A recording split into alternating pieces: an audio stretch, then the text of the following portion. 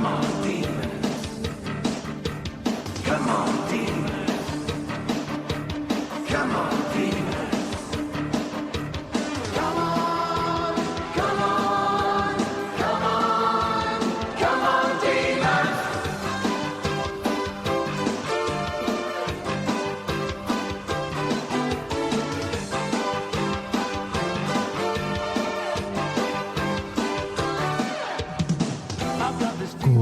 Good evening, Demon fans, and welcome back to the Demonland podcast. My name is Andy, and if the point of a match of football is to win by scoring more points than your opponent, then the Demons certainly made their point by outpointing the Tigers in their ANZAC Eve battle. Joining me tonight to point out how the Demons were able to claim victory on Sunday night, long-time Demonlander George. Good evening, George. Good evening, Andy. Good evening, everyone. Welcome. It's good to be back.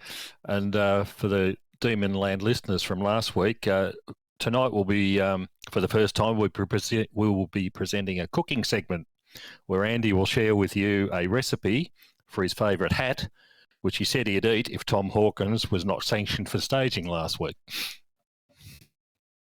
Did I say that? You did.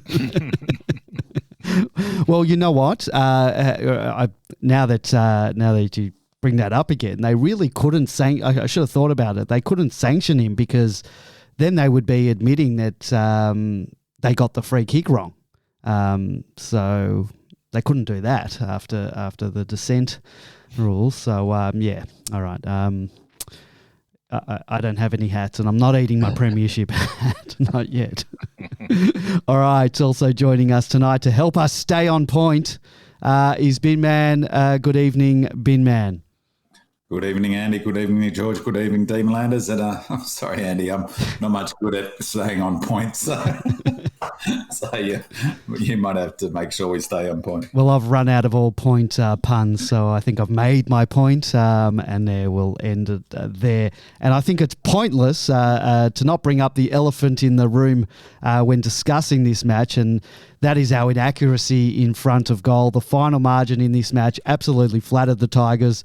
The Demons outpointed the Tigers all over the ground. We pretty much led in every key statistic, and the final margin of 22 points could have easily been 60 to 80 points. Realistically, the score, it could have been 22-9 instead of 9-22, and I'll talk more about our inaccuracy later in the improvement section of our program. Earlier in the match, the scoreboard almost mirrored last year's ANZAC Eve clash, with the Tigers getting the early jump on the Demons, but from then on it was all the Demons, and if not for the aforementioned inaccuracy, the game could have been out of the Tigers' reach a lot earlier.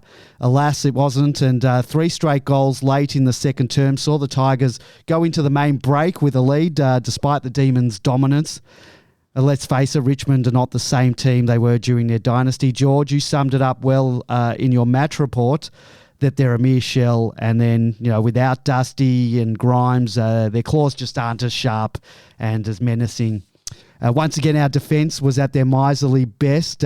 Teams just simply can't kick big enough scores against us to win at the moment. The only way the Tigers were going to win last night was as if we were more inaccurate than we already were. Another team we've held to under 70 points. Teams have only scored 70 points or more against us in 10 of the last 31 matches. That's through the 2021 and 2022 season so far. We've won 26 from 31 of those games in that time. Stephen May was fantastic once again, leading by example. Petty, who I'll speak more about later in my positives, he's taken his game to another level this season. Our backline depth has been proven time and time again. Lever goes out, Smith can come in and ably fill a position.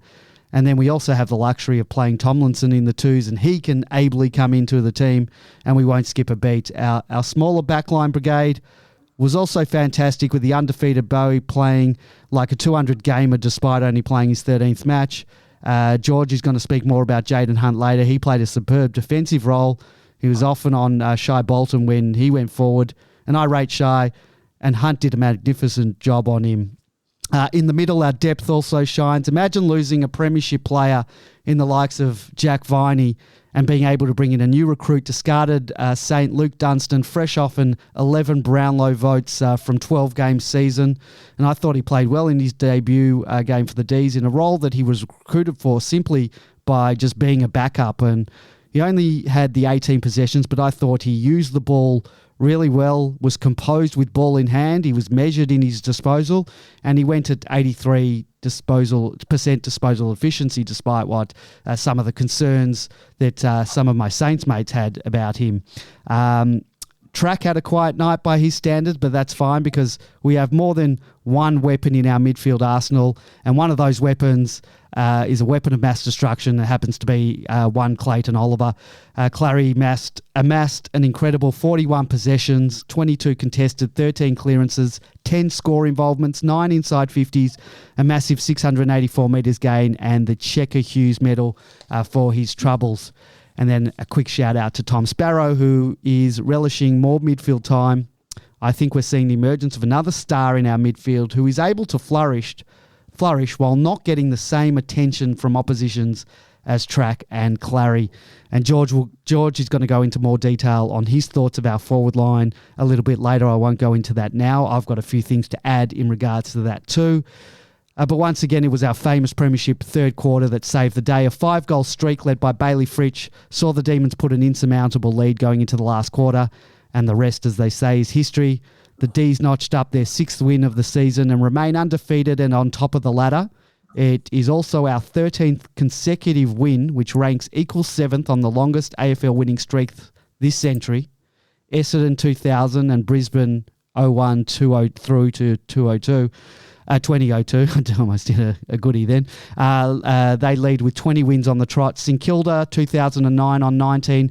Geelong in 2007 and then again in 2008 won 15 straight. Collingwood won 14 in a row in 2011. The D's joined Carlton in 2000, Geelong in 09 and again in 11, and Richmond in 2019 through to 2020 on 13 wins. Interestingly, St Kilda's 19 in 09 and Geelong's 15 wins on the trot in 08 were not enough to snag them a flag. Guys, any general comments about the match that you want to highlight? Maybe I'll start with you, Big Man. It was a rocking MCG. It was just on going to the crowd. I finally got up the top of the Ponsford and I was right up the top, and they had the whole top deck of the Ponsford was general admission. So it was great. It was like going to the footy in the old days because I had a bunch of friends that I went with and we were able to, in fact, we ran into each other. We were able to go up the top of the deck and get a big block of seats together, and had other friends who were Richmond fans who were nearby in their group. And so it was terrific the way they did that, actually, rather than slice it up into the zones and stuff that they'd done previously. So it was a great atmosphere right from the beginning. I thought the weather was quite damp.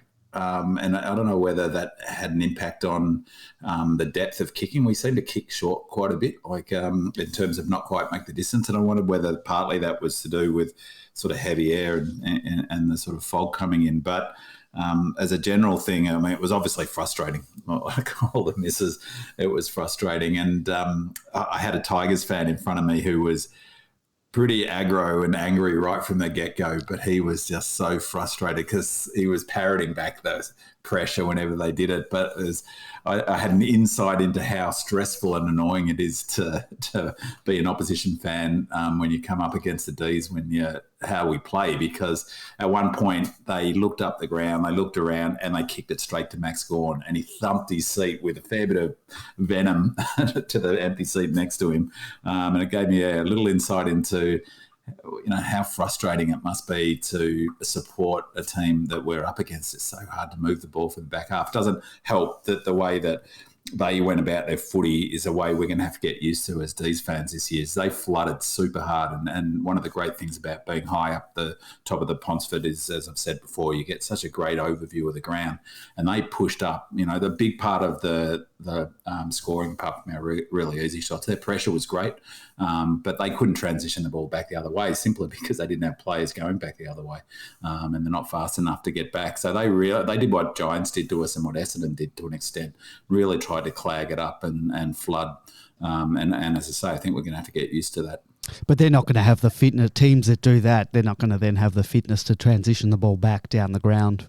Like you said. So you get these games. This is the sort of game we're going to get lots of where they're actually not looking to win the game. They're looking to minimise the percentage hit. And it actually makes a lot of sense for any team that's on the bubble of the 8th, 9th, 10th, around that range. But it's going to come down to percentages. And you don't want to get touched up by 70 points if you can avoid it. So, I mean, they easily could have with the scoring. But, we're going to have a lot of games where teams actually just trying to come out with a 3-4 goal loss, and they'll be happy with that, because that's right. You need elite fitness and speed and skill to be able to run back the other way, but they weren't even playing a deep defender like the way that we do with our goalkeeper. It was all about minimising our, how big a loss it was going to be. So. That's Rich. That's today. That one's for Richmond. There's an emergency down there. I was going to say, big man, the sirens are always going off near your place. So you must live in a very unsafe neighbourhood. Yeah, unlike most Melbourne fans who are in Brighton, I guess. So. We'll have to check your ID before you come into the ground again. Can't let your ilkin amongst us. George, any other general comments? Just a couple of brief ones. I think the whole ANZAC experience of the ANZAC Eve one that we have every year is far, far superior to the Essendon Collingwood experience, with the lights going out, the everyone holding their phone torches up. The parade of the lighting of the cauldron of a night time is just spectacular compared to the Essendon Collingwood option. So great kudos to the club for organising that a couple of years ago. The other thing I took out of the game was the realisation when we talk about things like the premiership cliff. You've got a very small opportunity to take full advantage of it. Richmond won 3 out of 4 premierships in 3 premierships in 4 years. Good luck to them. They've done it. But boy, have they fallen off the cliff in a big way. You take away that talent that they had, those few players. They've got those players like Rewalt and Cochin and Edwards who are just shells of what they were in those premiership years, and the team falls down very, very quickly. So we better take full advantage of what we've got at the moment, and hopefully we will. I mean, that can happen to us, and it could happen to us in a couple of years. It could happen next year. You just don't know. You've got to make the most of it while you're there. And George, as we were saying before the show, like we're talking about another win, and I don't know how I'm going to be if and I mean it's inevitable that we'll have a loss at some point. I don't know how I'll cope. Not used to it. I don't know how Jake Bowie will cope. Maybe you'll get injured, and that'll be the reason we lose. Well, let's move on. In this week's tactics talk, George, you wanted to discuss zone defence and how we're using it, and the difference between our defence setup and our forward setup. And as you mentioned when we were discussing this, it might be difficult without the aid of a whiteboard. Listeners, you're going to have to use theatre of the mind with this one. So, George, take it away. Yeah, let's see how this goes. And the reason I was looking at this is because week after week, certainly for the whole of this year and for the major part of last year, we've been talking about how our defence is so damn good compared to other sides and why. So I'm looking for reasons why, and so we'll start with a couple of very basic things. Firstly, when you get the 6-6-6 situation, we've got a very different setup. It's only a slight difference to what other clubs are doing, but I've looked at this the last 2 weeks, and it's quite remarkable when you do have a look at it. We've got our basic diamond that is set up in the defensive structures with your four big defenders sort of in a diamond pattern in front of the goal. Sort of imagine Stephen May at the back and whoever's playing the centre half back role at the top of it. the two halfback flankers, to use the term, this is why we need whiteboards, the two halfback flankers set up to the either side of that diamond, and they tend to try to enclose the opposition defenders inside them. So what it means is basically the Melbourne players are all on the outside of the defensive areas. The other thing that they're doing is, particularly those halfback flankers, is they're forcing the opposition forwards into this middle area, and it closes off the attacking routes directly to goal should the ball come quickly out of the centre. The opposition, if they were to come out of the centre, have really got one or two options, and that's to kick to the pocket on either side, and they've got to kick over the top of this initial defensive line. But unfortunately for them, Melbourne players in each position are already on the outside and closest to where they've got to kick the ball. So that's the initial 6-6-6 setup, which is a bit different. What I've also found is a sharp contrast with the way that we set up our own forward line, is that we have a basic T structure set up, and our forwards go rather wide in the 50-metre arc. And what that does is exactly the opposite of the defensive situation. It opens up those attacking corridors. So there's plenty of room for the two main forwards who are sitting down the back to go to either side if the ball comes out cleanly out of the middle. So it's a little bit different. And what I've also noticed, GWS and both in this game in Richmond, they didn't adopt the same sort of defensive structures that we use at all. They're almost man on man. I think one of the reasons is you've got to have the right sort of people in there. And as we've already mentioned, the clubs that are playing against us are trying to limit the damage. So going man on man is probably the easiest and simplest way of achieving that. Keep the Melbourne players within range of yourself. But in terms of initial setups, ours is quite different from what the others have been using.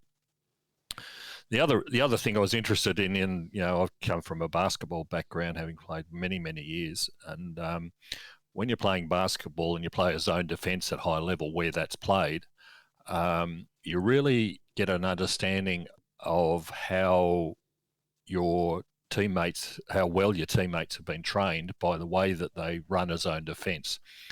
A proper zone defence should shift and fold depending on where the attacking is coming from. And it means that the guys at the back have got to tell the guys at the front where to go, and the guys at the front have got to go because they know that the guys at the back will be covering their backside, so to speak. And what I've noticed with the Melbourne team is it's not just 5 players like on a basketball court. They're running about 6 or 7 players doing exactly this, and it's just a piece of ballet to watch in action. It's absolutely beautiful. Binman might see it from more so from the top of the Ponsford, but you just see the whole zone moving beautifully from one side. And when the opposition are looking up, they just see mountains of Melbourne players sitting in front of them. It's no surprise that they've got nowhere to go. All the positions are covered the whole time. The other thing is that the wingers in particular are doing such a great job in this folding structure. It's no surprise that when we come out of defence, we head down the Langdon wing pretty well all the time. People will say it's where they're kicking towards the tall targets, and they are. Gawn and Jackson are invariably on the one side, but Langdon's down that side as well. And it's part of this folding process. You go to where you've got the best opportunities. And while Langdon and the 2 talls are down one side, you'll notice that the Brayshaws and the Jordans have slipped in behind to cover the defensive positions on the opposite side of the ground, unheralded, unseen, but it's all part about this defensive structure. And it is just beautiful to watch the way that the whole team moves together to help each other out. So very, very impressed with what I was looking at. Like I said, other teams can't employ it. You've got to have the right sort of mix of players, and you've got to have the players who've been trained to be able to do this. Unfortunately, we've got, as we've already seen, we might lose a lever, but we bring in a Smith or we bring in a Tomlinson and we've still got people like Salem and Hibbert and Hunt's come in as well this year, who are all operating to the same system. It's a highly drilled, very efficient defensive structure that we've got up, but you've got to have the right players to do it, and we've got them at the moment. So it's a great thing to see and observe. What's been good about it, about going to the footy, like Big Man suggested, him sitting up, and I like to sit on the first level, not as high up, but I like to be able to see the whole ground.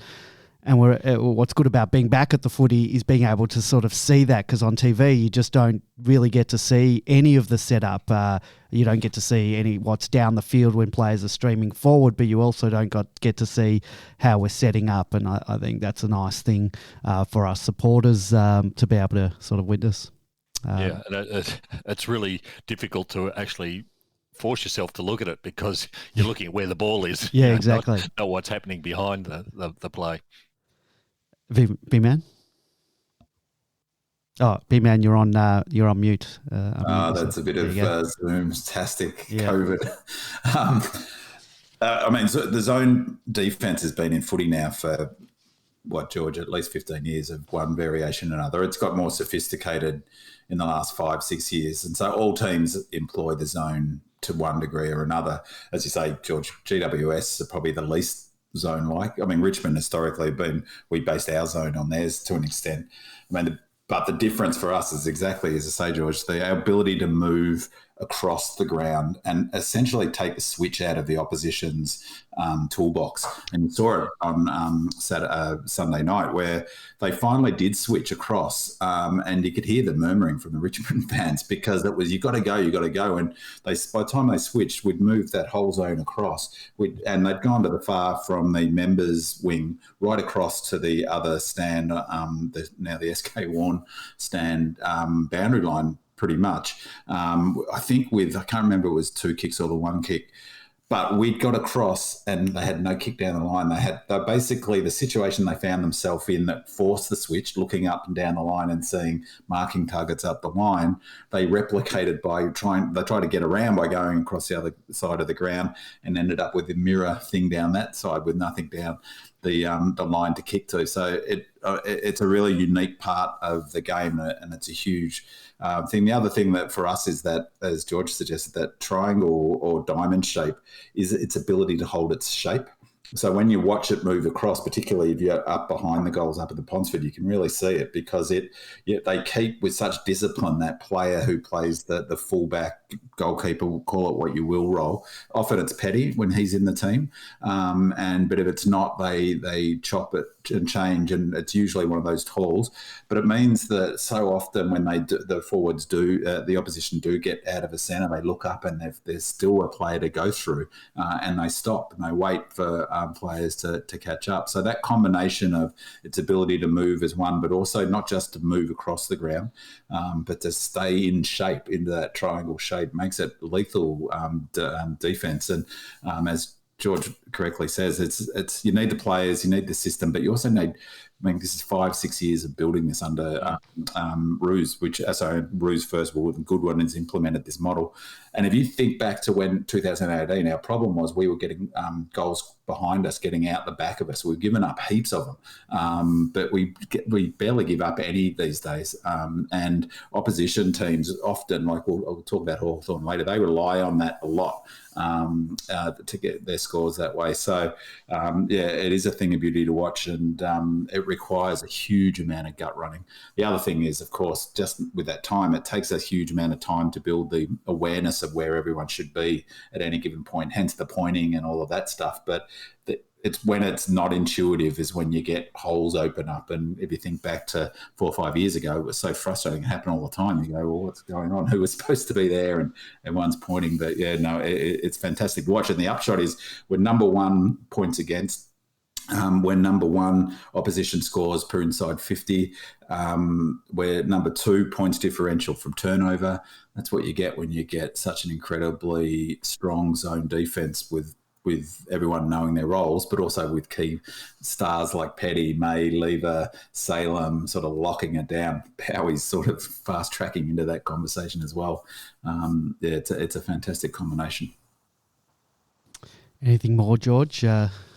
No, that's enough tactics for the week. So, but yeah, I'd encourage people just to, if you get the opportunity, just look at what is happening behind the play and the way we're setting up. It is something beautiful to watch. All right, let's move on to our positives for the week. I'll kick off, and a guy we were just sort of talking about, Harrison Petty, who's not only continued from where he left off as a premiership defender in 2021, he's actually put in 2 fantastic performances since returning to the side from calf injury in the pre-season, or calf surgery, I should add, in the pre-season. In this game alone, he's achieved his highest number of disposals in a match, 17, including the highest number of kicks, 10, and handball 7. He's taken 7 marks with a career high of 4 intercept marks. And I think also in the GWS, one of his stats, it might have been spoils or something else, was also his career high. So in the 2 games he's played this year, he's broken some of his own PBs. And it's easy for Petty to get lost in the adulation of May and Lever, but he does, as we all know, he forms that integral part of our stellar defensive unit, and I reckon he has flourished in the role, and he was even able to step up and capably fill in Jake Lever's shoes. He has a fantastic set of hands. I love him backing himself to take a mark, and I've got confidence in him knowing when to go for a mark or when to spoil. He's my positive for the week. I really thought he had a fantastic game, and he's fast becoming one of my favourite defenders. I like him. Anything you guys want to add about Pets?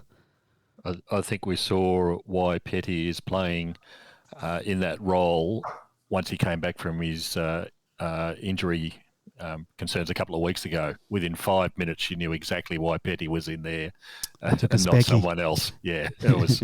He's the best man for the job in that role, and, no questions. I mentioned it last week. Like, it was the first time the ball had come down there, and he didn't look like he skipped a beat. He went up, took a specky, rather than sort of maybe just punch it away for that first time. He went for it, and that's part of what I like. He's got confidence in himself, and in turn, I've got confidence in him. Absolutely, he's a star. He'll. Speaking of hats, I will 100% eat all of my hats, and I've got a lot of them. If he doesn't get All Australian in the next 2 or 3 seasons, because he is an out and out star, and not only is he was 2 years ago. I remember saying on the podcast that he was maybe even it was last year, the year before he was the only player not in the ones that I thought was an A grade and potential A grader who was out with injury, and Jordan was the other one who wasn't in the side who got under my radar a bit, but not Petty. He everything I saw back then is coming through in spades. But the thing that I've really loved about him this year is that it's easy to forget he's young. He's 22. Yep, 22, and he's built. He's got stronger. He hasn't got sort of massively bigger, but you can see he's stronger, and he's always had a fair dose of aggression about the way he plays footy. And he's always been, as you say, a confident player. Now he's got a combination of aggression and confidence, and he seems to be more aggressive this year. He really tackles to hurt. He really hits packs fearlessly, and he plays with a sort of aggression that I reckon super helpful for a key defender, and can really make sort of forwards think twice about dropping, leading into a hole or dropping back, or I don't mean that in a way sort of a thug or anything, but between him and May, suddenly you've got 2 pretty formidable key defenders who will be prepared to run into you pretty hard or tackle or spoil if need be. And he was phenomenal really on Sunday night, and so clean with his hands. And I loved his little balk that he did on the members' wing just that's a touch of class. I really like it. He's he's going to be a star for the D's, and he's not far away already. George, you want to go with your positive?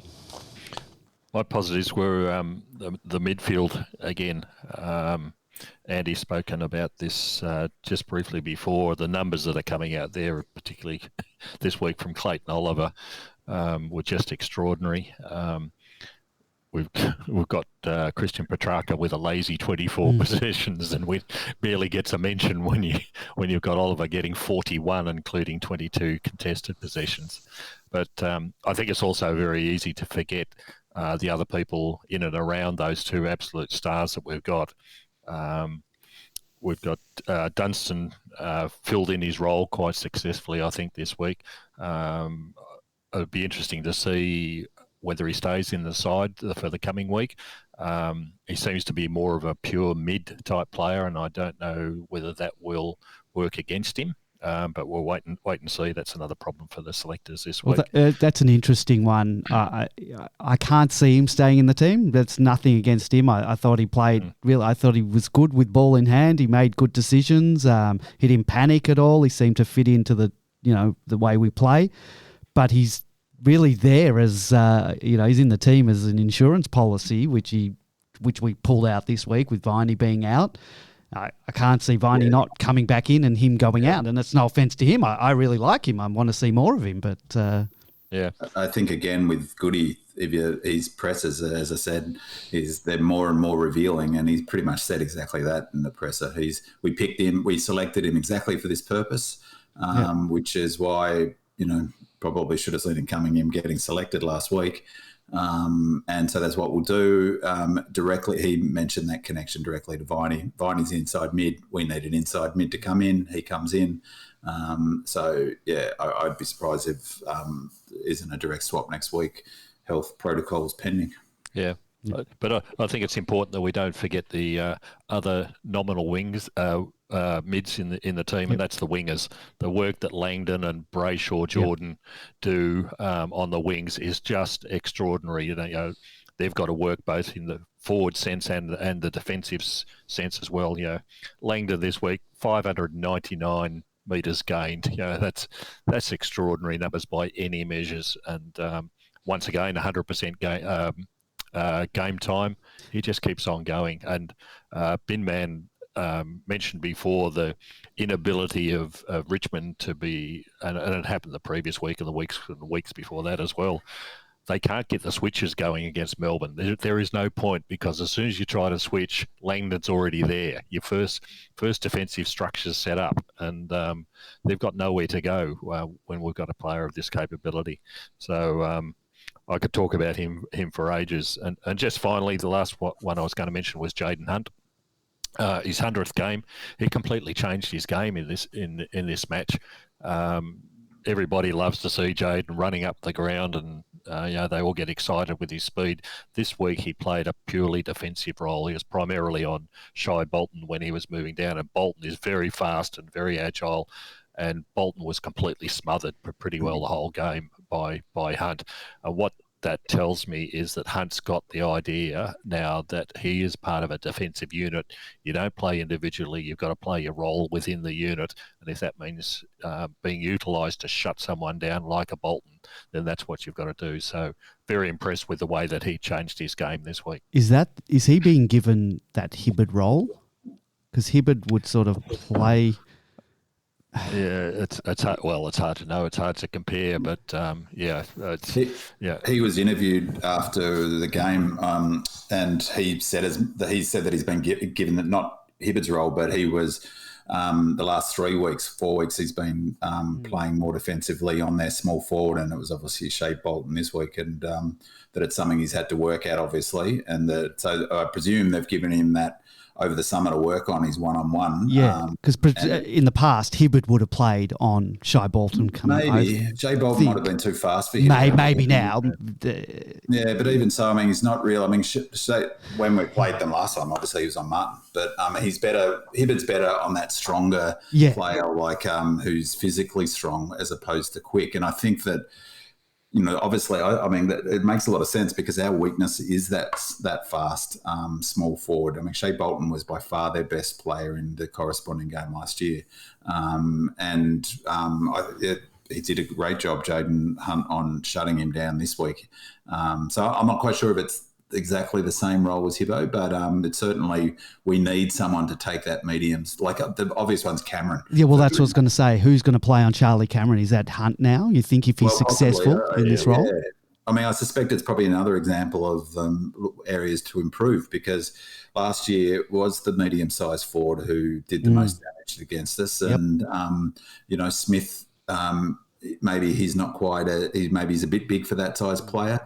Maybe we'll see, hopefully, if Hunt stays in, but Hunt has the legs to go, the speed to go with someone like Cameron, whereas Hibbo probably doesn't, and probably didn't even last year. And it's not really his go-to, but, they've obviously seen that there's a hole, and they've thought, well, who's best fit? Yeah. Who's the best fit to fill that hole? And I mean, it takes a bit of a mindset shift, as George has suggested, to go from that aggressive running halfback flanker to a pure one-on-one defender. But if you can do that, that's a huge. Every opposition team has got that medium-sized, quick, small forward. Most do. If he can stay in the team and shut that player down, he can still do the run off a halfback flank occasionally and get metres gained, which he did a couple of times in this game. So, maybe it's his way to stay in the team. And I love him as a footballer. 100 games is great. That it was a fantastic that he's got to 100 games. He's really unassuming fella. So I hope he does keep his spot in the team. And sponsored by this very website that we're all on, Demonland. Proud sponsors of Jaden Hunt. Do you get some sort of award? No. Andy, or does Demonland get some Jaden Hunt? We should. Or something? We really should. Yeah. Well, we're family sponsors Max Gorn, and I attribute those 5 All-Australians to me. Thank you. You're welcome. Bin Man, you're positive this week. I've got 3 quick ones. So the first one relates to George's discussion about zones in our miserly defence. And it's one reason why, amongst many, but the teams that who rely on their forward line, like the Dogs and Carlton, are going to struggle against us. We only gave up 5 marks inside our 50, which is incredible. When you think who's up forward for them, like even the fact they did struggle to get to transition the ball, they've still got Rewald, Lynch, and who's the Bolter, who so there's some pretty good marking talent, and Shea Bolton, who is beautiful, who took one of those marks. So he's a beautiful mark, but 5 marks inside 50 to 12 it was. That's incredible in a game of footy. It was 4 to almost 10 minutes to go or something, or maybe it was 4 in the last at the 3/4 time. So I thought that was incredible, and sort of related to that doesn't happen. Without the all-team defence and zone pressure that George was talking about. That sort of pressure on the ball carrier is what stops inside 50 kicks. Of course, the zone back in the defence, getting across, spoiling Petty. Smith is brilliant at getting to contest and getting over the top of them. All of them, they're all important, obviously, but it's the pressure on that last kick inside 50 that really is the difference between teams getting a hold of you and us basically stop taking out their forwards. So Carlton rely on McKay and Curnow to so much of their scoring potential. You take that out, they're largely sort of impotent. The other bit that's related to that for me, and it was a huge, huge positive, and a player that exemplifies it for me is Charlie Spargo. But I said last week, we win this game. We win most games, but we win this game if we bring our anywhere near A-grade intensity. It doesn't, if we don't and they bring their A-grade intensity, which they did, all credit to Richmond. I thought their heat was fantastic. That we will beat most teams, and we crunched them in contested ball. I think the numbers were we had what was it contested? Just looking here, Andy, have you got that? 150 to 128, 22 more contested possessions is incredible. It's fantastic in a game which the opposition were up for it. Like, it wasn't as if they, were a team that we crunched. That's a high number of contested possessions. So the fact that we brought that intensity and have done every week, we brought it for a big occasion. To me, that says a lot about where we're heading in terms of our ability to go back-to-back this year, because that's going to be the biggest challenge for Goodwin, is keeping the team's intensity level at a high enough level to win these sorts of games. So I couldn't have been more impressed with our intensity. After half time, it went up a notch, and that's when we cracked them. And that's when we really go to work. And a player whose intensity and competitiveness was just brilliant to watch was Spargo. I thought he had a fantastic game. As much as anything, for just the attitude he brought to it and his ability to crack in and tackle, and he's another player who tackles to hurt and belies his size. I thought his approach to the game was exemplary, and a massive positive. How our intensity level, and as I say, 22 clearance is a big gap in that's not a talent thing. That's just and they did it. They brought the heat, as I said. So brilliant effort by the D's in that space.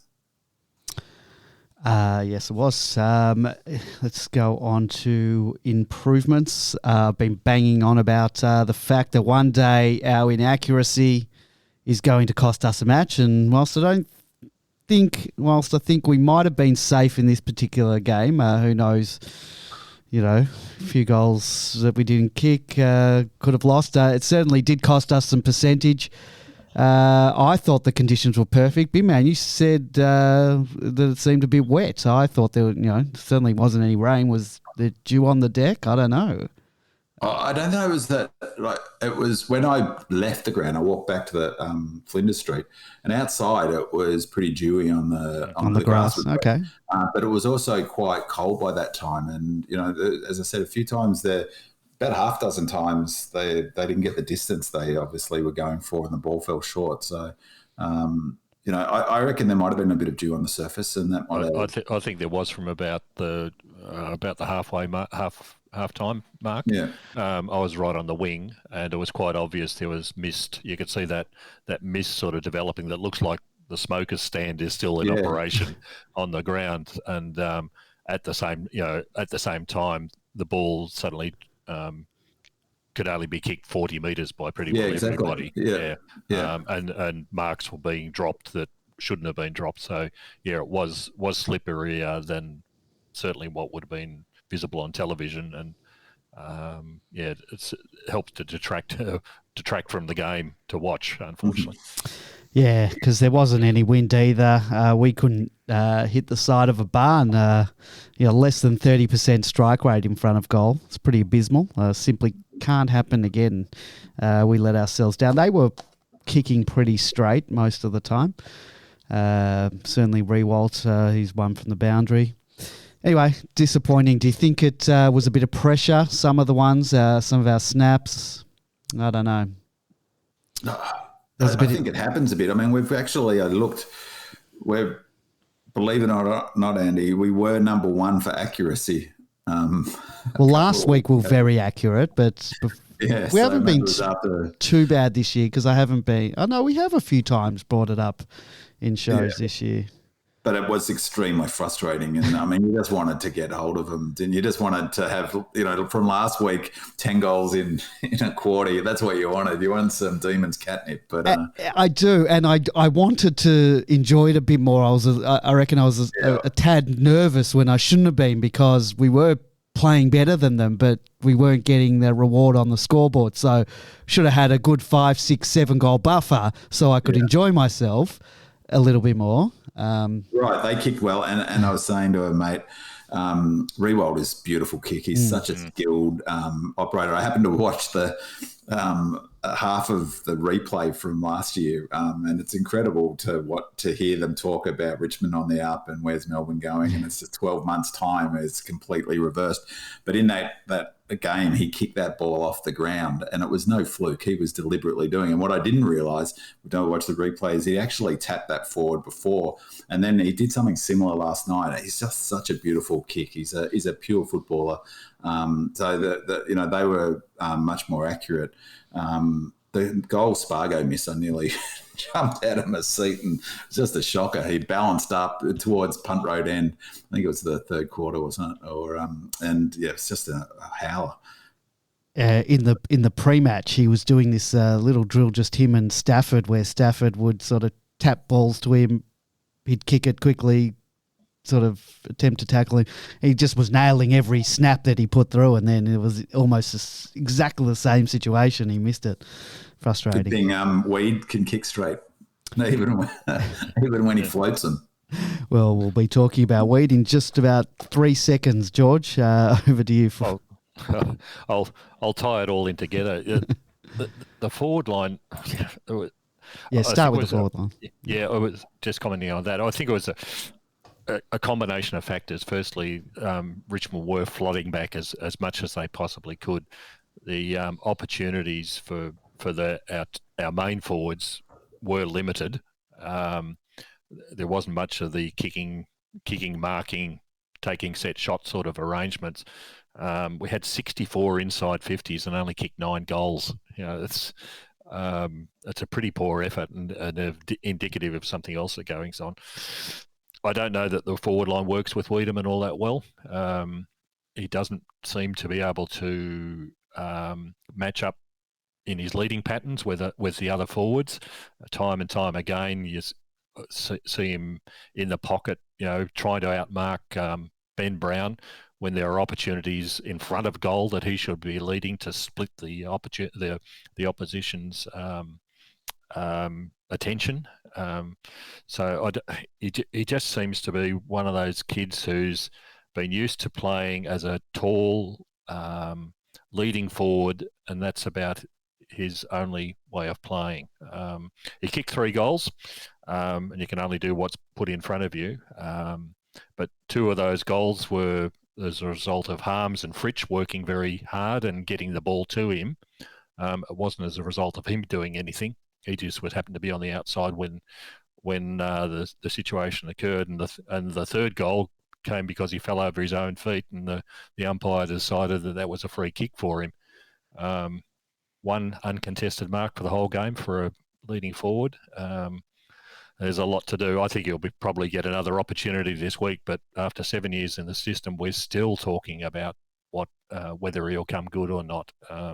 That's a bit of a worry. And I think if you want to watch the first minute of the Casey game where Jacob Van Rooyen and Tommy Mack showed exactly what a forward should be doing, and you only have to watch the first minute or minute or two, up the ground, working hard, crashing packs, creating the opportunities. That's what the forwards need to be doing, and I don't see any of that still from Weed, unfortunately.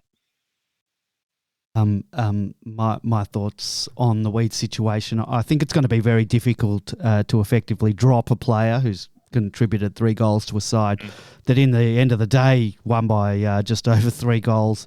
However, with the exception of those goals, I wasn't overly impressed with the Weed. George, I think you've summed it up all right. I was just as concerned with his efforts off the ball as when he went for the ball. A few times he either didn't get to the contest because he wasn't positioned right, or he chose not to hit a contest both in the air, and there were a couple on the ground, particularly in the last quarter, where he just didn't go to. And I just don't think he has much of a presence on the ground for mine, and I'll concede that T-Mac hasn't set the world on fire with his output either this season, but what he does provide is a foil or a block for Brown in many marking contests, and Weed just simply doesn't do that, or he can't do it. I don't know. There were many incidents in this match where Brown was double teamed, and sometimes it was just a player dropping back into the hole. And T-Mac often provides that strong big body to compete in those situations, and he allows Brown to be one-on-one and therefore in a better position to mark. And I don't believe the Weed, I don't think he's going to be dropped this week, but my preference in the forward setup is T-Mac, but let's see what happens this week. I'm hoping to be proved wrong. It's nothing personal. I just want the best team on the park. We'd be delighted if he would prove us wrong and just put these whole arguments to bed, and that hasn't been the case. And again in this game he was primarily, or on most occasions, up against Josh Kubskis, who had 18 possessions, 12 marks. He's a first-year, 19-year-old player. You've really got, and while he might turn out to be a fantastic player in his own right, those are the sort of players that we should be dominating at this point in his career. He needs to do so and tell us all to shut up as a result. Look, if he kicks 3 goals every week, even just doing what he did. Oh, maybe I'll take that, but it's a thing that he doesn't do that often enough. I was wrapped with the game where he kicked 4, but then, sometimes there's just nothing and then not much output. Anyway, Big Man, you want to add to that? No, not really on Weed. I mean, I don't think he'll get dropped. No. Nor should he. Not. They've made a call now. They've got to stick with it. One thing I will say about watching the Casey game is T-Mac played well, and he does all of the things that Weed doesn't. So in terms of that competitiveness, but it really actually was more apparent for me watching the Casey game than it had been in the seniors. Is that he definitely is slow. He's lost a yard of pace, T-Mac, this year, and that's something that Weed does have, but I wish he'd just use it a bit more. And I guess with watching Weed is that I had eyes on him too, and I guess for me, I'm trying to not be so drawn to his mistakes or looking for them, and because the things that frustrate me are the same things that you both mentioned, and it's that lack of competitiveness, or it's that half step before he realizes I've got to go for that contest. And there was one where he took a half second to react to an aerial contest and didn't bring it to ground. And I said to him, I mean, that's Melbourne's whole game plan is based around turnovers and ensuring that they don't get marks on that whole model of going down the line and forcing oppositions to do that. You've got to bring it to ground, otherwise it sort of falls apart. And so I'm trying to not focus on those things, but they're the things that definitely frustrate me about Weed. But he took his chances last night, so good on him for that. And I hope he does. I hope he makes it incredibly hard for them to drop him. Yeah, maybe just needs confidence and time. So I'm happy to needs some. Or find. There was an interesting discussion about him on Demonland, and I think my gut feeling is he's the sort of fella who actually has to relax a little bit and play and get into a bit of a flow state. I feel like he puts himself under pressure and he gets down on himself, and I just wonder whether some players like Steve May, they need to be fired up and playing on the edge all the time. And I reckon Petty's like that. And I suspect that, maybe Weed is too, and he needs to get fired up. But I suspect he needs to get more into a relaxed state like a Langdon or even a Robbie Flower, or, and maybe he plays his best footy when he's relaxed and chilled. He has to find a way to get his head in that space where he can bring that intensity as just an absolute foundation of his game. Well, Big Man, you had TBC listed on our show notes of improvements. Does that mean you don't have any improvements this week? You hadn't thought of any? Hadn't done your homework? To think of some, and you don't have to have. But the one I came up with was it's sort of a half improvement, really, to be fair. So it's like a back door way of complimenting the D's again. But it was a bit like going to the footy in the old days, back in the late 80s, when Melbourne fans and their blankets would be yelling, just kick it. And it was a bit like that. It was frustrating because they'd pushed up so high, and because they were flooding, we were forced to do a lot of handballing. And so we were doing a lot of what looked like Hollywood handballs, trying to get it outside that immediate ring. They brought an extra to each of the contests. Hardwick talked about that in his presser and expressed his frustration actually about the fact that despite the fact they had extra numbers, more than one often at the contest, we were still winning them.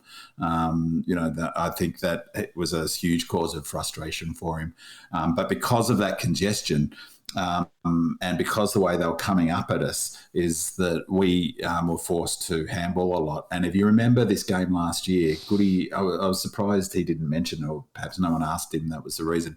But last year we had also a really high number of handballs in this corresponding game. We had a huge number of handballs in this game, way higher than our normal average. And it was the same as true last year, and for the same reason, because they were flooding us forward and pressing up. And last year, Goody said, well, our attempt, the reason why we had so many handballs was that we were trying to handball our way through that traffic and that congestion. And we were trying to do it again to get it to the outside.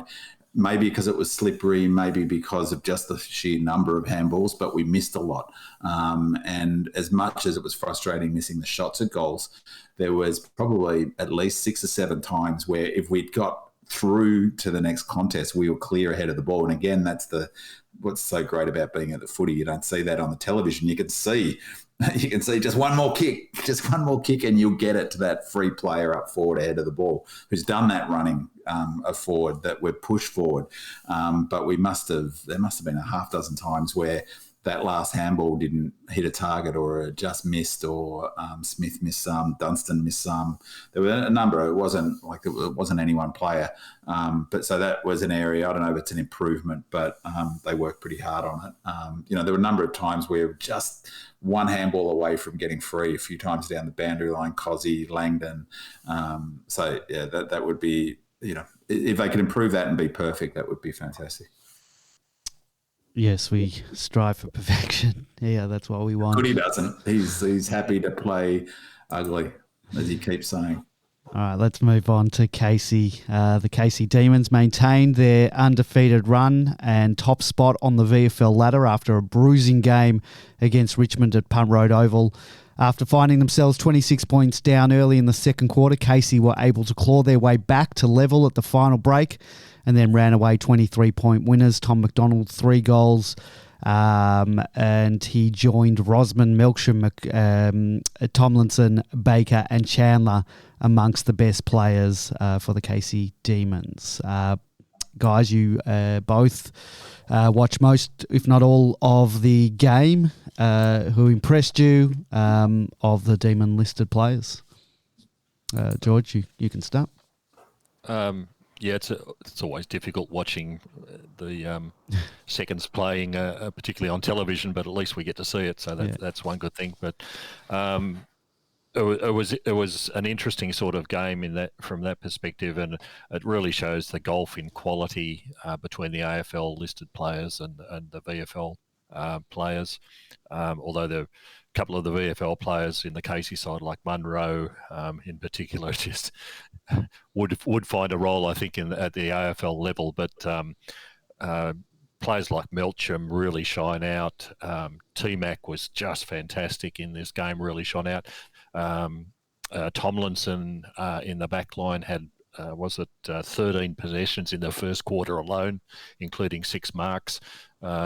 Didn't have to do anything because he went off at halftime. He was obviously an emergency fill-in if needed later on in the day. T-Mac was fantastic. 3 goals all in the first half. Could have easily been 5 or 6. There were a couple of marks that he took in packs that the umpires denied, which would have resulted in another couple of goals, and he gave a couple away. So he did everything that was possible. It's good to see players like Rosman coming on, who obviously during the COVID era didn't have the opportunity for development, but are now starting to show it. He's a super long kick. He was kicking out from fullback and basically planted it in this certainly well and truly inside the centre square. Lots of upside from him.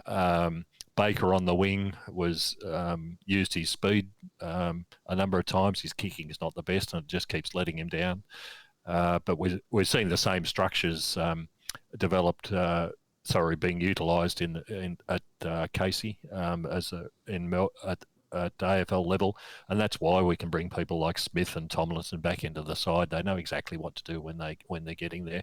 And we've got a couple of other players who are just coming along nicely. Chandler's really doing very well. But the one I think he didn't play this week, in terms of development, is poor old Bedford, who's played 10 games this year and hasn't basically got on the ground. So it'll be good to see him as well. But it just shows the development that's occurring down there. We've got a few more strings in our bow that are coming nicely along. Did we run out all over the top of them as a result of our superior fitness? I'd say it was because we actually closed up on them. They certainly seemed to run out of a bit of steam in the last quarter, but in the first half in particular, we gave them far too many opportunities. I mean, one of the reasons why Tomlinson got so many possessions down back was because the ball kept coming in there all the time, and he kept mopping it up. Thank goodness he did. But they got up to 25 points ahead, I think, in the game. But we just like the seniors, who just ground them down, just keep on grinding. And yeah, the fitness level when you're grinding other teams down is indeed a big factor. And I think a big factor in that is that you're right, George. They do their best to mirror our systems and structure for the seniors. And as you were talking about with our zone defense, one of the things about the way we play is it forces the opposition to go with us with it. And so, again, you see that at the ground so much. If we're spreading, they've got to go with us. And if they don't, then when we turn it over, we've got bloody holes everywhere. And so that's really taxing. So often teams have their best quarter against us is their first quarter when they're freshest, and that they're least taxed by the way we play footy and the way we force oppositions to play. And the same happens with Casey. That's now the third time where we've pulled away easily at the end of a game. And now listening to Campbell Brown talking, he was frustrated that we kept on kicking to a pack up forward, and but it was how Melbourne play. That's how we enter our 50. It's about getting it inside 50 and then keeping it inside 50, or keeping it inside the front half of the ground from about halfway from the centre down. So I thought Rosman had another good game. It's really good to see him coming on. I thought Melksham played well. He can't be too far away, I reckon. I don't know where he gets into that side, but on Gorney's on the Gorney Gus podcast, they mentioned he was a smoky for selection last week. I thought he played really well. I really like the way Majak Dor goes about his footy. And then White and Munro, I'm really enjoying that footy as well. Both great to watch it. I hadn't realised actually that they said in the call that White's now playing midfield. He kicked a couple of goals, so he's a goal-kicking midfielder. He's another one that, he's not a million miles away from AFL standards. So another impressive win. They're going to be a hard team to stop this year, that's for sure. What about Taj Woden? From what I saw, about 3/4 of the game, and he was okay. His disposal was a bit iffy as a general thing. I'm not sure whether was just this week, but he seemed like he played reasonably, I thought. He got caught a couple of times, and I think that's to be expected. Players talk about the pace and the level that they've got to step up to from what they're used to, and let's face it, this is match number five for him effectively. Yeah. He's obviously a very good user of the ball and has got a good turn of speed. But yeah, he got caught a couple of times, and I think he ran out of steam a little bit. But he's going to spend his time down at Casey, and his opportunities will come. They won't come this year. Next year. It's next year. Yeah. Same with Andy. What's his last name? Andy Monus Wakefield. Yeah, he looks like he's got some real skill about him, and he's that sort of actual player that a bit like the Shy Bolton build, where he's not quite as small and he's obviously not a tall, but he's got good skills. He can roost the ball. I thought that Chandler played pretty well. He's in there. He's another player, must be close. And Laurie probably played his best game that I've seen. Kicked a nice goal, used his skills well. So there's a lot of good players coming. A lot of coming up through there. The one that I'm most excited about is Van Ruin, probably though. He's just such a natural competitor, and if they put up all the goals on the website at some stage, check out, I think it's the last goal of the game. It must be close to the last goal of the game, and his first goal, maybe his only goal, and it was really just a goal where he decided he wanted to kick it, and it wasn't pretty. Just forced himself to win the ball when he sort of barely could throw a foot at it in the end. The way he sort of got tangled up, but he just willed himself a goal, and I thought, there's a kid who's going to play senior footy sooner rather than later, I reckon. But isn't it great that we have that luxury to play him in the twos? He won't get in and this. Not rush him. Yeah, I mean, who knows? He could. Oh, if he does, great. But we've got that luxury. Natural born competitors, no doubt about it. I'm reminded of when I saw a 19-year-old player with the same blonde hair and the same pudding bowl haircut in the Melbourne under-19s at the stage, wearing number 5 on his back. He moves exactly the same way. He's just ruthless about the way he goes at attacking the ball the same way as Schwartz did in his heyday. But at this level, you just look at that player in Van Rooyen and you just know he's going somewhere. He's going to be a great pickup, and he may not be needed this year, but if he and it's only 5 games into a Casey season, so long way to go yet, but if he keeps presenting in the same way, he will be playing senior football. Let's talk ins and outs. Jack Viney and Jake Lever were out on health and safety protocols. Presumably they've now served their time and will be available for selection, hopefully. I'm well aware that Goody doesn't make changes to the side willy-nilly, and for the most part changes are only forced. However, I can't imagine many instances where Jack and Jake aren't immediately recalled to the side. Simply they are best 22 players, in my humble opinion. I'll get your thoughts on that in a minute, gentlemen. Both their replacements in Luke Dunstan and Joel Smith were more than adequate, and they did everything required of them on the night. But I'm afraid that when you have such a well-balanced and talented list, such as the one we're blessed with at the moment, you're going to have selection dilemmas. And we can count our lucky stars that we have the depth, such as Luke and Joel, to fill any holes as injuries or health and safety protocols require us to fill. I'm tipping a straight swap there from those two guys, Joel Smith and Luke Dunstan, out for Jack Viney and Jake Lever. Possibly the only changes we'll make this week, unless there's a mystery injury of the week, which there seems to be all the time. Gentlemen, I'll start with you, Big Man. Ins and outs. Yeah, I think that's the obvious one. And, I think it fits with the Goody principle of rewarding success. But I think reading between the lines, Dunstan came in for a specific role and Viney will come back in. And I mean, I thought Dunstan played pretty well, but Viney's been terrific this season. And, it's hard not to think that he would have found a way to score a goal out of sheer will. When we were missing him, he's in such good form. So, yeah, it seems pretty straightforward, doesn't it? Lever and Viney come in for Smith and Dunstan, who both, have done nothing wrong. Smith gave up a pretty easy goal. That was terrible. But of all players, Lynch, who did nothing else for the whole game. But there you go. There's some people in Demonland looking to lynch, pardon the pun, Smith for that mistake, as if a player's never handballed directly to an opposition player before. Well, certainly at the D's, it'd be a third of the Demon all-time playing list that would have been lynched for that crime. So, but yeah, that seems to be the obvious, doesn't it? Lever and Viney in for Smith and Dunstan. George. Yeah, sorry. I think Smith, unfortunately, will be dropped, and the reason is the same as when Petty came in, because Petty was a better player, and in this case, Lever is a better player than what Smith is. So there's no doubt for that. The Viney will definitely come in.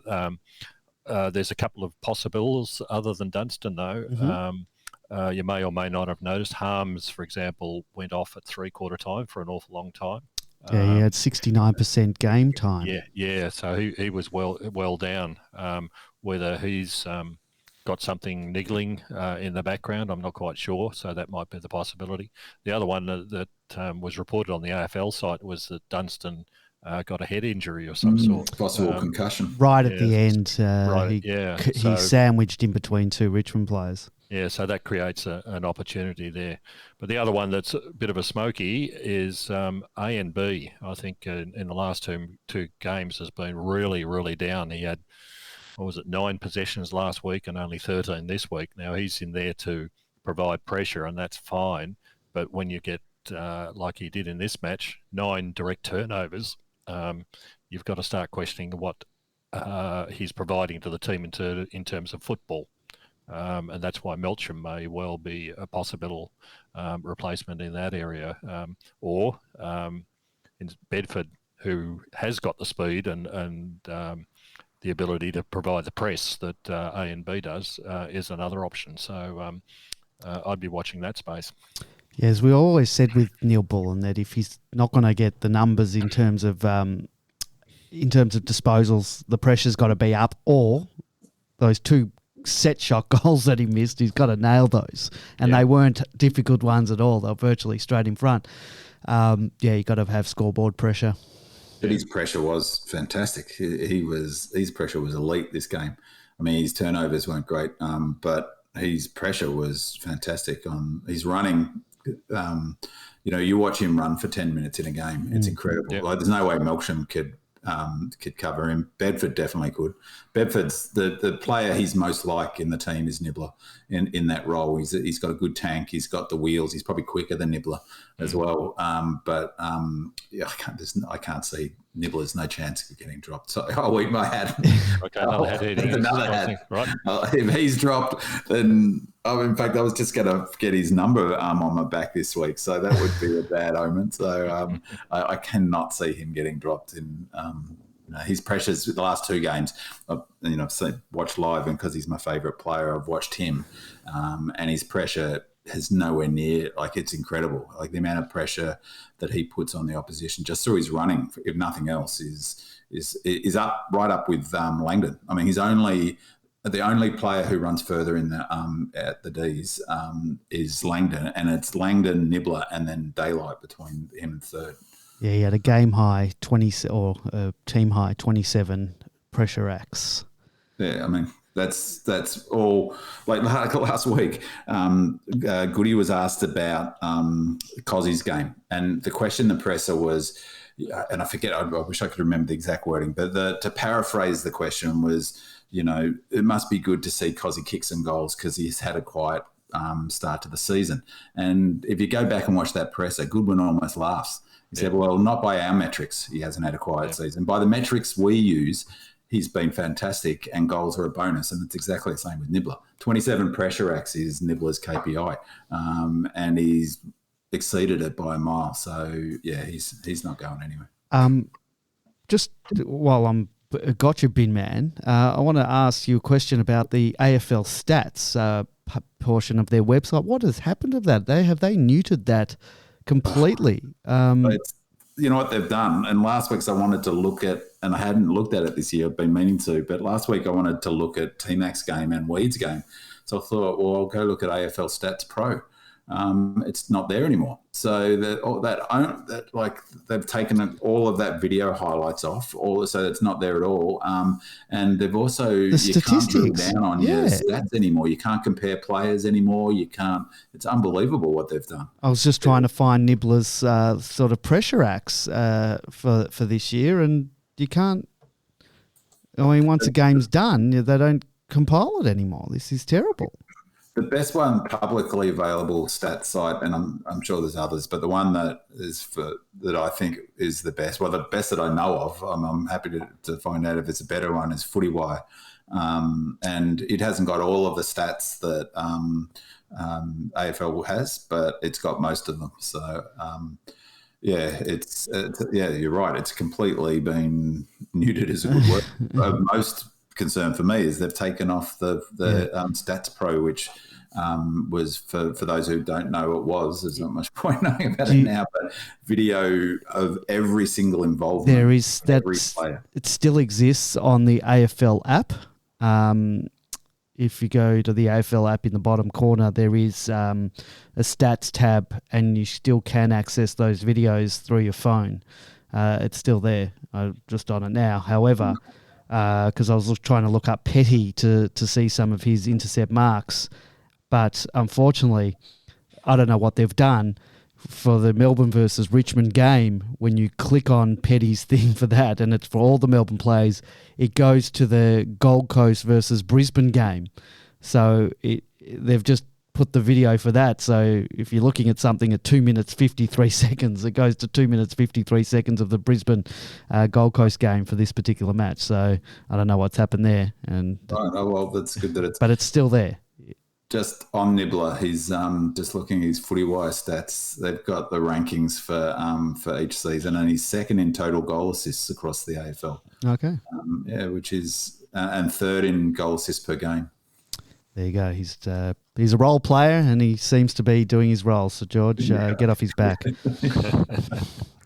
Let's go and talk about our opposition for this upcoming match. The Hawks jumped the Swans out of the blocks, kicking the first 5 goals of the match. And this was coming off the impressive win last week against the Cats, where I believe they kicked the first 3 goals of the match before the Cats had even touched the ball.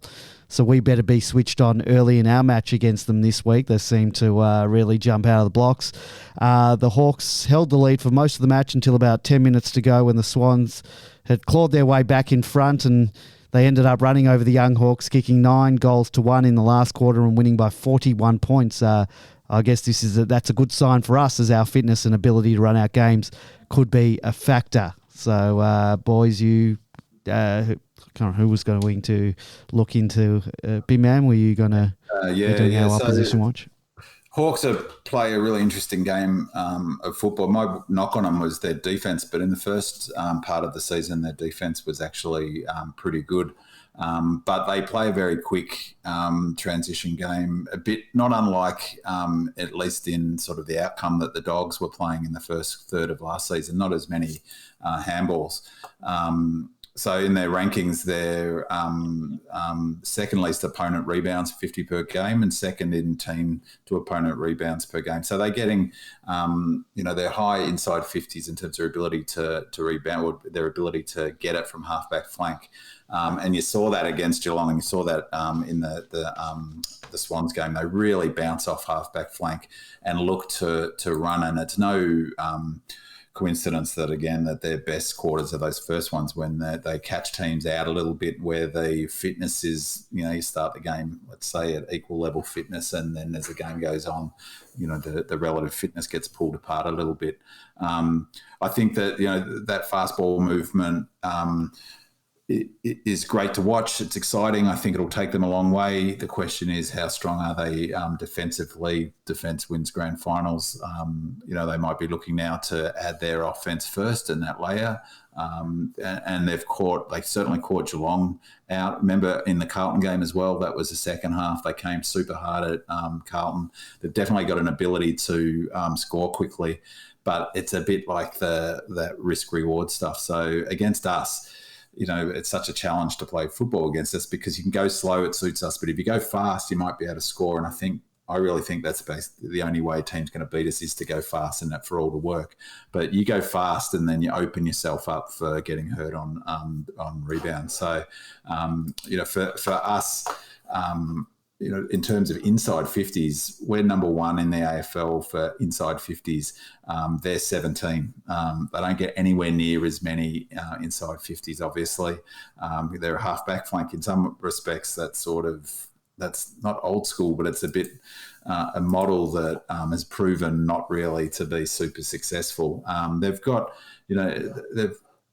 they're definitely a capacity to score could worry us, but I think that our strength in terms of denying the opposition and trapping in our forward half, it's going to make it really difficult for them. They've got some young players that have done really well so far, but it's their older players who really have who were the best in this game. Bruce and Dunstan, Gunston, who their skills really stood out, and Mitchell had his best game for a long time today, and accumulated. He was getting some ground, and he was getting a bit more territory gained. So they've got a good mixture of older players and some younger players. Lewis is finally getting his game together, and Kaczynski is it? He looks a solid player. Who I think he kicked 3. So, they've got a pretty good mix of youth and some solid players. And it's interesting, the game plan that they are looking to build.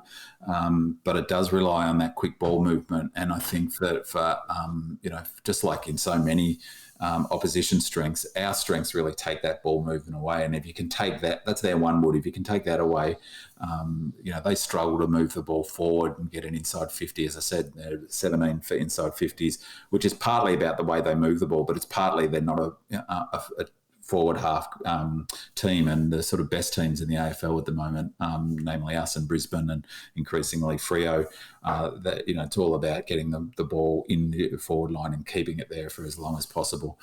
So it's an interesting sort of way of playing. I'm really looking forward to the game, because I expect they'll be the exception to prove the rule. They'll go for it. They've got no reason to, to try. I can't see Mitchell deciding to go defensive against us. What are they going to win? I think they want to test their game plan. They'll want to test their model against our model.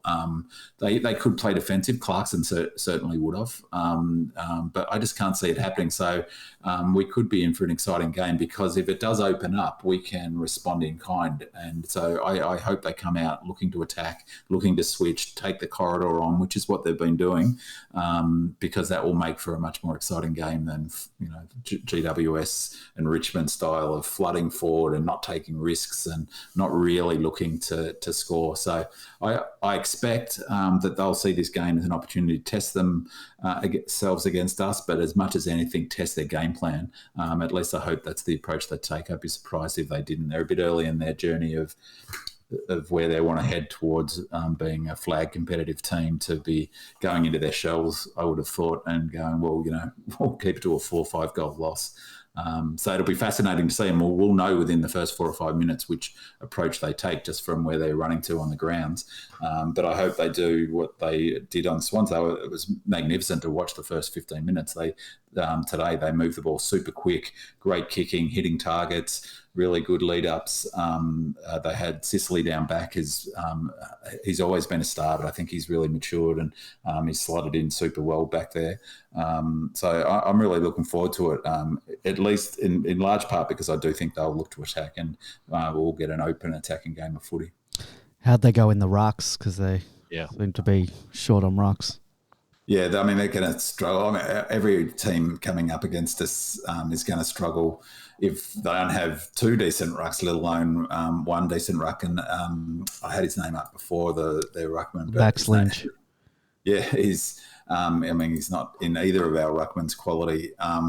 And it's telling on that stat, their clearances, they're like their bottom sort of 4 or 5 in clearances as well. So, whilst it's, we've talked about it's not a clearance game anymore. We're third. Interestingly, we're second in clangers, they're third, and we're third in clangers. Sorry, we're second because of our model is just get it forward, and so each of them are sometimes clangers. Where for them it's different; they're clangers, a genuine frosty clangers. So, but yeah, I'm just looking at this. That's where I couldn't say it had it here, but they're way down on clearances now.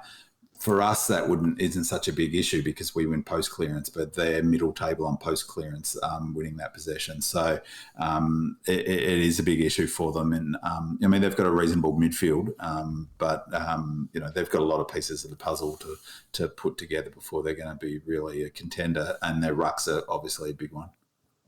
They're typical. I don't think McAvoy's back. Is he this week? He was pretty.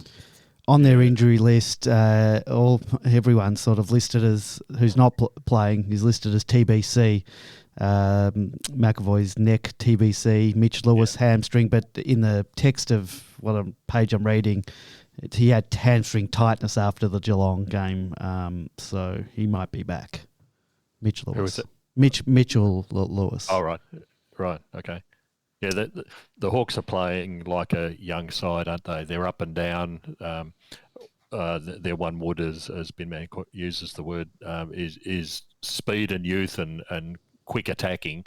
They've got nothing else at the moment, unfortunately. They're going to be a couple of years before they're competitive ever again. And without the rucks, McAvoy's was wearing a neck brace last week, so I doubt that he's going to be back for quite some time. Reeves with a shoulder is out for quite some time, and now they've got their third stringer, so to speak, trying to hold the ruck position down, and against the 2 best ruckmen in the league at the moment, that's going to be a pretty difficult task. They also lost Jaff during the week with a hamstring injury, so their back line consists of basically Frosty and Hardwick and Frost, Hardwick and Sicily. So all around the ground, they're depleted from their best possible at the moment. They haven't got the same old heads that they used to have. I'm never impressed with Gunston and Bruce. They sit down off the side of the pack and pick up a few cheap and easy goals out there, but they're not pack breaking type of players. So I think will expose them seriously. With our defensive structures, they won't get the opportunities that Hawthorn's depending on those easy goals, and they're just not going to get them in this game. And Jeff's a huge out because he's so central to the way they like to bounce off the halfback flank and run and carries a bit like the way we used Hunt in 2018 to really to launch their attacks off the halfback. In fact, now that I think about it, in some ways, the way they play is not dissimilar to our model in 2018, where they look to get it forward quickly, and it's that speed of ball movement that really throws teams out when it happens. And sometimes the opposition, from what I've seen, have taken a little while to get their feet. Swan certainly did in terms of how they respond to that fast ball movement. Melbourne won't need to. We've already got that system that George talked about at the beginning of the show around our zone defence is sort of the antidote to that fast ball movement, because it doesn't matter how fast you move it, Melbourne have still always got someone up the front, whereas they got a number of goals out the back of Swans defence. We just don't give those ball up. And I found the stat I was looking for. So they're 18th in differential for clearances. Now, as I said, it's not a clearance game, but you still want to be mid-table on clearances, which Melbourne are. They're 18th differential between clearances per game. Or what's it going to be this week with you've got, Gawn and Jackson and our midfield rocking. So I'll be, as I said, really interested to see what approach they take. If they do come out and attack us, it's a sort of game I could see us winning by 50 points, because if it's a high-scoring shootout, I can't see any reason why Hawks would want anything but that. It's just going to play into our hands. So, let's hope that they take that approach. And after they've capitulated against the Swans in such a big way today, they're going to come into the match on a 5-day break as well. So from flying out, and it was down in Tassie as well. So I mean, it's not the world's biggest flight, but nonetheless, it adds a couple of hours either side of your travel. Are either of you concerned that we've played all our games at night? This is our first day game, well, sort of a half day, half night. I'm not. That's other things to be concerned about. That's not one of them. You're getting desperate, Andy. Yeah. Trying to find some devil's advocate. You're trying to find something to feed your MFCSS with. I know. I'm terrible. I'm never going to be cured. This actually is our 150th podcast since the Dreamland podcast started. So that's a great milestone. And if the 2017, I think we started, if I went back and told myself, that we'd have a flag, I'd probably still find something I'd probably be upset that we've beaten no one this year. I'd have a look at our... we're on top of the ladder, but look at we've played nobody. At least that's what I'm getting from some of my mates. They're already getting stuck into me. Also, I can't imagine I would have struggled coming up with improvements the last few years. It was certainly not 2019. So the other thing for this week, Andy, is who plays who else. We play Hawthorn, so it's 1v9. 2 plays 6 and 3 plays 4. So a win this week could potentially see us 2 games clear on the top of the ladder, depending on the way that results do fall. But we're looking in and this is what happens every year. And previously we've been worried about trying to get into the 8 and all the combinations that we could think of to get us there. But at this point in the season, it's nice to be on the other end of the stick. 4 points clear, 10% percentage or 9% of second is after 6 rounds. It's incredible. Like the whole notion of we haven't played anyone's ridiculous. Well, we haven't played Brisbane yet. That's true. We did play the team we beat in the for the grand final last year. Cats, okay, we haven't played Cats yet, but there's really to be honest, it's Brisbane, Cats, and Freo are the only 3 teams I think that have got a realistic shot against us. If you're looking at the betting markets, to bring up punning, but just in terms of, we started the season at $5 to win the flag. We're into $2.80 to win the flag. And I reckon that's about the right number in terms of our chances of winning. And of course, as we've talked about, there's no guarantees, but there's the closest thing to a guarantee we'll finish top 4. There is some, it's going to be important potentially to finish top 2 because we don't want to play Brisbane up in Brisbane. Or Freo. Or Freo if they finish top 4, that's right. So although Optus Oval doesn't really... No. Yeah, Freo would be more worried about having to travel, I think, than us playing Optus Oval. Well, there's already, a portion of the media that are getting on the Demon bandwagon, sort of putting maybe that extra pressure on us. I don't know what effect it would have on the team. It could just be Fugazi. But they're already calling that they don't think anyone will be able to beat us this year. We could go undefeated. I know Damien Barrett wrote an article to that. I mean, how does that talk sort of affect you? It doesn't have a great effect on me. I have to say. It doesn't keep me up at night, put it that way. There was, in the parallel universe that I've lived in for most of my football supporting life, it was fear of going through a season without a victory. Yes. But fearing whether we'll go without a losing one, well, that's something I can deal with. We can only dream of an undefeated season. All right, I think we're going to leave it there, guys. Well, back at the G, back at our home. It's good to be back. It's good to be back here. It's good to be talking wins. I don't know what's going to happen if we do happen to drop a game. It'll be a very sad day. All right, thank you for listening. Thank you, B-Man. Thank you, George. And we'll be back next week. Go Demons. Go Red Leggers. Come on, demons. Come on, demons. Come on, demons. Come on, demons. Come on, come on, come on, come on, demons.